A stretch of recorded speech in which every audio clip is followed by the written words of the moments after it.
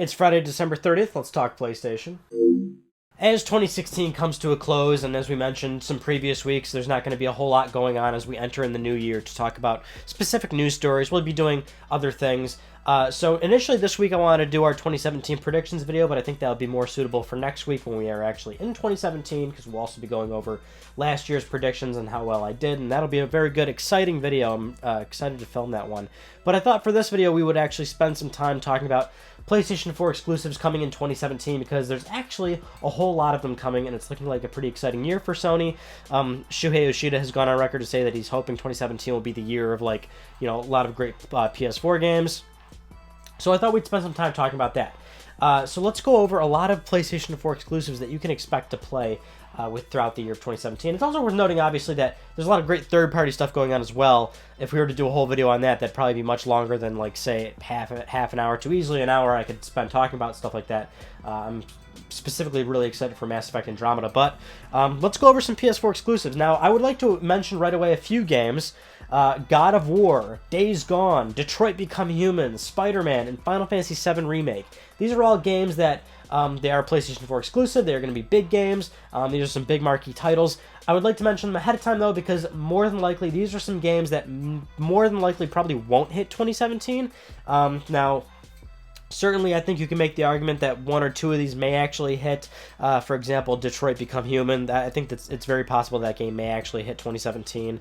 Final Fantasy VII Remake, I think that's further out than we actually think. Same with Days Gone, God of War, I mean, Spider-Man. These games probably won't hit 2017. So to acknowledge them right now and to let you know why I probably am not going to talk about them at great length, they're probably not going to make 2017. And if they do get a release date for 2017 within 2017, like, say, in the next few months or something, an announcement's made for God of War or Spider-Man or something, and it says, oh, it's coming, you know, November or September or something.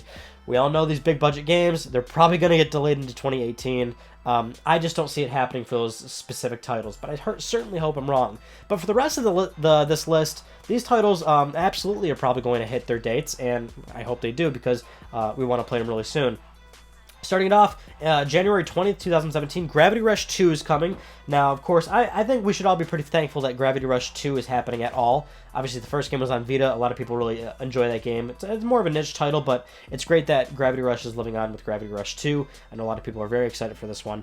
I actually didn't play the first one, so this is a title that I would like to play the first one before I jump into the second one, but I know it's something I probably really enjoy. This one actually isn't a PS4 exclusive. It's the only game on this list that isn't PS4 exclusive, but I feel like we have to mention it. Resident Evil 7. This game isn't exclusive, but I'll tell you what is exclusive. The fact that this game can be played from beginning to end on PlayStation VR. I think that's very important. This is a big marquee title for PlayStation VR. Up until now, and up until for the longest time, with any virtual reality headset, a lot of games have been very isolated, small experiences. They don't last very long, and they're certainly not full feature-length games, and Resident Evil 7 is a full feature-length game. It's a big budget title. I mean, this is a big deal. This is one of the first few titles where it's a full-length experience. And the funny thing is, it's a horror experience as well, so it's certainly a very compelling sort of game and situation to do VR for. And I think it's going to be the kind of title that might set a good precedent for, you know, future VR titles down the road. Next, we have Horizon Zero Dawn, February 28th, 2017. Now, this game is more than likely going to hit its date for sure. We can expect, come on the 28th, we will be playing this game. Guerrilla Games is going to be doing an open-world RPG, robotic dinosaurs. Every time we see this game, it looks fucking awesome. I don't care what you have to say. This game clearly looks top-notch. Now, my only concern with this game is that it comes out and it's a lot more shallow than we think. I mean, it's an open world RPG. You hope it has a little bit of depth to it. But my only worry is that we get the game, and the one thing we can't judge about it is how long it takes and how many things there are to do in the game. I'm hoping it isn't too shallow, and there's actually a lot of great things to do. But otherwise, everything we've seen from it looks awesome, and I'm very excited for it. Next, we have Ni no Kuni 2, Revenant Kingdom. Now, the thing about Ni no Kuni is, Level 5 and Sony, they probably didn't expect this game to do as well as it did when it launched on the PlayStation 3. This game came out, had a lot of huge success, huge critical acclaim. It's a great RPG. It's like a great universe that they've set up in that game, and to have a second one is fantastic, and it will likely be hitting 2017 as well. But that one could possibly slip into 2018. I'm hoping it doesn't. I think that's like the big overarching theme here is which of these games are actually going to hit 2018. Uncharted: The Last Legacy. This is slated for 2017. This will likely hit for sure. Naughty Dog showed off a pretty decent portion of the game, and it's going to be a standalone title technically. So even though this is considered DLC and add-along content to Uncharted 4, you can purchase this separately from Uncharted 4. You don't need the base game to play it. This will be following Chloe and Nadine throughout their sort of like whatever it is that they're going to be actually doing in this adventure. We don't have too many details just yet, but it's Naughty Dog, and anything from Naughty Dog is certainly something that is going to be on my list for wanting to play. Persona 5. Now, the game obviously has already come out in the East, but the game is coming West Side in 2017. We're just pretty much waiting for that localization and for everything to be all well and good. Persona is obviously the kind of title that I think speaks for itself. In recent years, it's always been like, Final Fantasy this or Dragon Quest this. Persona has always been, it's weird, in terms of like sales, Persona has always been like kind of in the shadows, but at the same time, in terms of critical acclaim and love, Persona is like getting way up there. People love Persona, and to have Persona 5 is really exciting because now it's on PlayStation 4. I mean, you can waste a lot of time on that game, and I don't even like using the word waste because that's time well spent.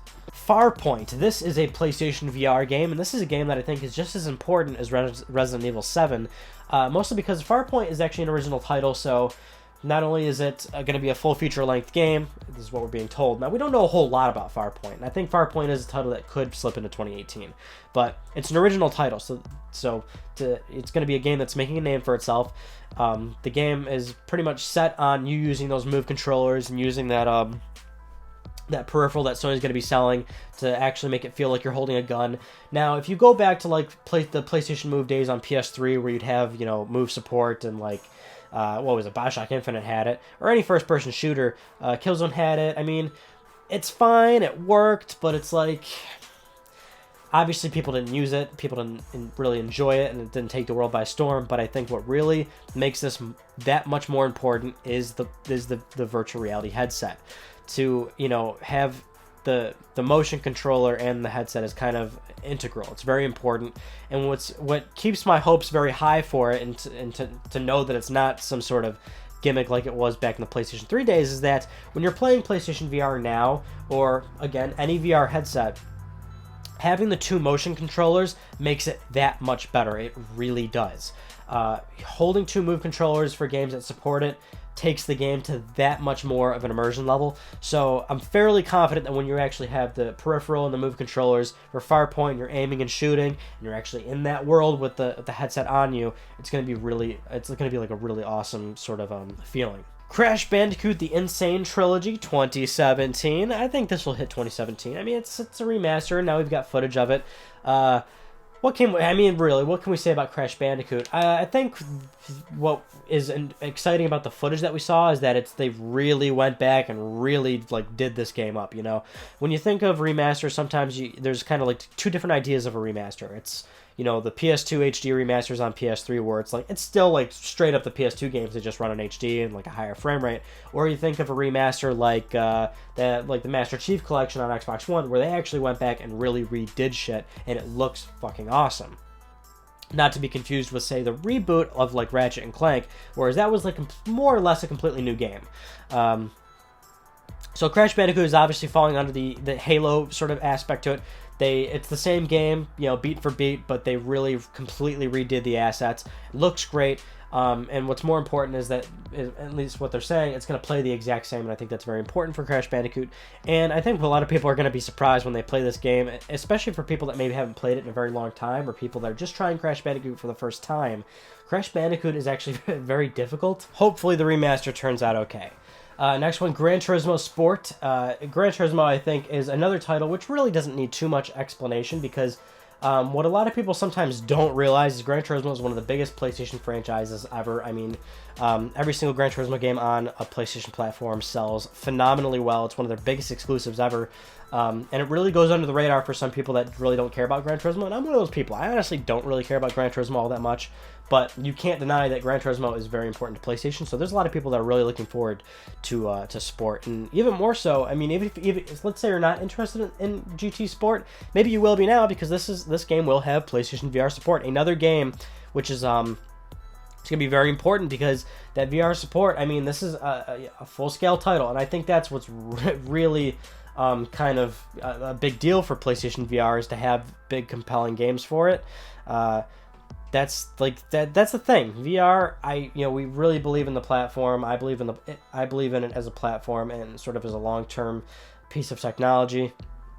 I've always said it. This is a real push for it, and it really can work. But you need that software. And while all those small experiences are great, you need big software for it. And Gran Turismo is big software. But even if you're not doing VR, because we are talking about that a lot, maybe you might have a PlayStation 4 Pro. This game is going to look beautiful on PlayStation 4 Pro. Gran Turismo has always been the game that goes for realism and giving you the absolute best graphics and picture quality. Having the cars absolutely detailed, it's going to look great, and certainly it's going to feel the same way as well, which is that it's a simulator, and it's going to be difficult to play if you're not at all tuned with simulators. And if you are the kind of person that likes Gran Turismo, then you know what to expect in the gameplay department. And then for the last one, I decided to include on here because you can't not talk about this. Knack 2. I also included this because I think it will hit 2017. The first time we ever saw this game, we actually saw a lot of decent, like a lot of gameplay footage of it. So clearly this title is very far along in development, so we should probably expect it in 2017. And hey, it's Knack. My optimism for it was pretty low when we initially talked about it in my impressions for PSX, because while I enjoyed the first Knack, I actually think it's a decent game. I wouldn't say that it's a bad game. I know a lot of people would. I actually think it's decent. I wouldn't say it's good decent. But what I would say is that I can acknowledge how people don't want a second one. And I know it's turning into a joke for Knack 2, oh my god, because everyone was asking for this. People weren't asking for this. I really don't know. This game, I can't imagine this game selling well at all. But hey, I did believe in the first one, so I'll keep my hopes up. From initial impressions, it sounds like they're acknowledging all the problems that the original game had, so that's good. I mean, but when you look at the footage, it looks exactly like the first game. But you have to wait and play it for yourself. So I'll give them my hopes. That's it. That's all I can give them. And that about wraps it up for the PS4 exclusives that you can expect in 2017. There's actually more, but I felt I should maybe highlight a few of the marquee titles that a lot of people are going to be talking about and that are going to get a lot of press. But there actually is more, and it's going to be a great year, not just for PlayStation, but like I said, for third party and all other platforms as a whole. There's actually a lot of great stuff coming out in 2017, and hopefully it does hit 2017 for a lot of these games. Because like I mentioned earlier, the 4 or 5 games like God of War and Spider-Man and Detroit Become Human, I don't have a whole lot of confidence that those games are actually going to hit. They have no release window at all. I mean, we still need to see a lot more footage of these games and more details. So, and the fact that we have a whole year, granted it's a lot of time, but it's just, we all know how these things go, so I wouldn't necessarily expect them. But if anything, that means actually 2018 will look pretty good too, because these titles do need to be spread out a little bit. Can't have the whole load blown in 1 year and then you have nothing to play for the next 3 years. So at least it's leveled out a little bit decently there. But as far as I'm aware, this will be the last Let's Talk PlayStation of 2016. So bye-bye 2016. You've been very good to us in some ways and not so good in others.